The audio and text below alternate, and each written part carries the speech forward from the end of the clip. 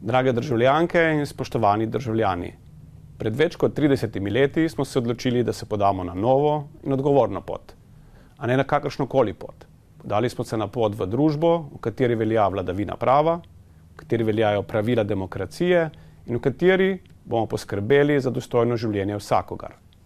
Ko se danes ozremo nazaj, lahko s ponosom ugotovimo, da smo ne le obdržali samostojnost in neodvisnost, ampak smo v tem času postali tudi ponosni in enakopravni člani širše evropske družine.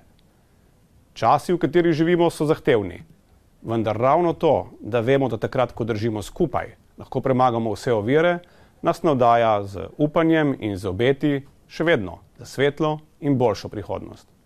Potem bi vam želel vsem čestitati o prazniku, vam zaželeti miren vikend in predvsem poudariti naslednjo misel. Svoboda ni le beseda. Svoboda je stanje duha in svoboda je tisto, za kar se je vedno vredno boriti.